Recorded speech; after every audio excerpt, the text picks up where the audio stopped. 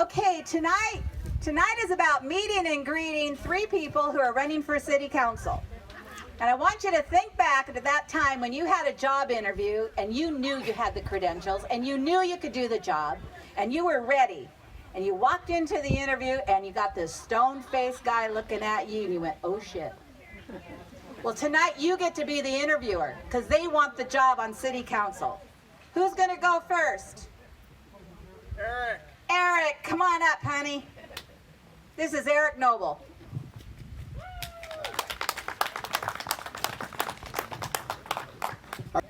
All right.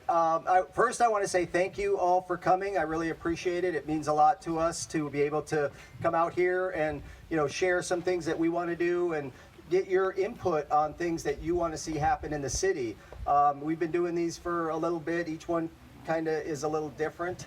For those of you that don't know me, again, I'm Eric Noble. I moved here probably about 7 years ago, back when Ocean Shores was Ocean Shores. I think in the last 2 years, everybody's noticed it's changed a little bit, right? And we're in a position now that I think things should change on the city council. John Martin has done an amazing job. I think the city itself is doing pretty well, but a little background on me, for those of you who don't know. I manage the WorldMark timeshare unit down by the jetty. I've probably been in management for about 30 years, managing staffs of up to 100 people and budgets of about $8 million. I do understand what it takes to manage people, manage cities, or not cities, but businesses. And I think that's really important for city council people running and being on city council. I think you always want a good mix of what everybody's doing, right? So having business people on there, I think, is a positive thing. So what is it that we would like to see Ocean Shores and what it's doing? I think when I first got here about 7 years ago, it seemed like there was this narrative about how poor the city had been run, how poor things had been going, what the troubles that were going on, and I kind of bought into that narrative for a little bit. And after a while, I started going to the city councils. I started looking at the city finances, and it seemed to me that things weren't quite that dire. The mayor had taken over in 2008 when we were in a pretty big recession, kind of pulled it out about 2015. Things started turning around, and I saw that the city was actually doing pretty good. Then the pandemic hit, right? And now Ocean Shores has been, as somebody told me earlier, has been found. Everybody's coming out here. As of May this year, what John set up the financial acumen, what we want to do and what we want to see the city achieve. And right now we have a $2 million minimum in our budget that the city council wants to keep as a cushion. As of the end of May, that general fund had a fund balance of $4.7 million. Everything is up, everything is booming, everything is really moving ahead.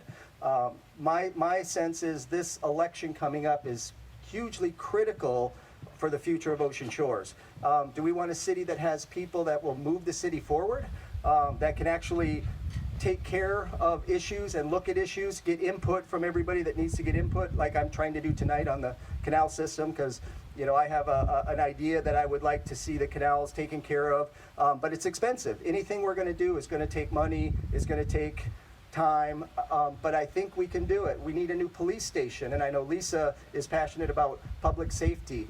We need to deal with Point Brown and the sidewalks and how that's taken care of. There's a lot of things that can happen, and I don't think any council person can get things done quickly, but we can set things in motion in the next 4 years that can set Ocean Shores up for the next 20 years. And we need to do it with everybody's input. It's not trying to shove something down somebody's throat, and we definitely want to make sure everybody's being listened, but at the end of the day, you need to make a decision also. Listening is good and listening is important, but not doing anything is not good. So, that's my perspective and what I want to see.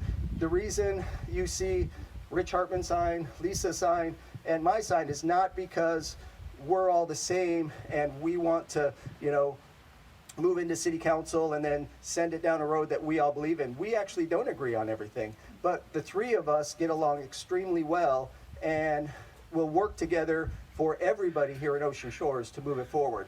You know, and with the council that could possibly be there, it's a council again that will try to make things better for everybody. You know, the negativity, and I keep hearing it and seeing it, it's always going to be there a little bit, but I think we can reduce it if people see that the council is working together for the betterment of everybody here in Ocean Shores, whether it's for, you know, the waterways, whether it's for downtown. You know, everybody says, is Ocean Shores a retirement community or is it a resort community? It's a resort community that people retire to. You know, so that's exactly what it is. It's not one or the other. It's a resort community, and people, you go to any resort community anywhere in the country, has a lot of retirees, you know, and we need to take care of both of those. We need to try to keep our taxes low, though some of these things might mean raising taxes because they're not going to be cheap. Hopefully we can get money from the government, the state government. Again, John is amazing with our legislative ass, and he's gotten a lot of money from the state to come into Ocean Shores.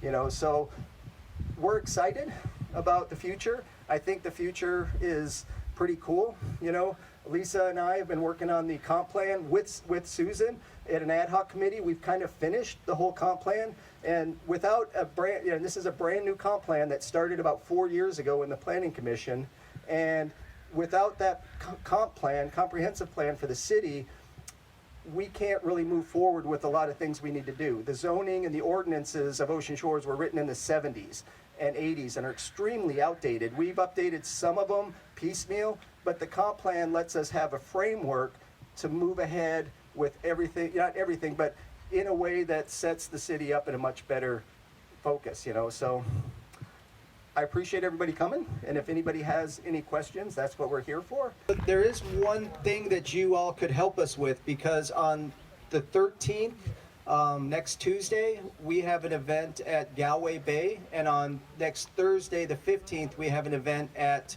Oyhut Bay. And if you know anybody that is on the fence, that is unsure, that, you know, could benefit from listening to us, please invite them to those events. At Galloway, it's 4 to 6, I'm pretty sure. Correct. And then at Oyhut, it's 5 to 7. But if you know anybody that could benefit, please invite them to those two events. We'd appreciate it. Thank you.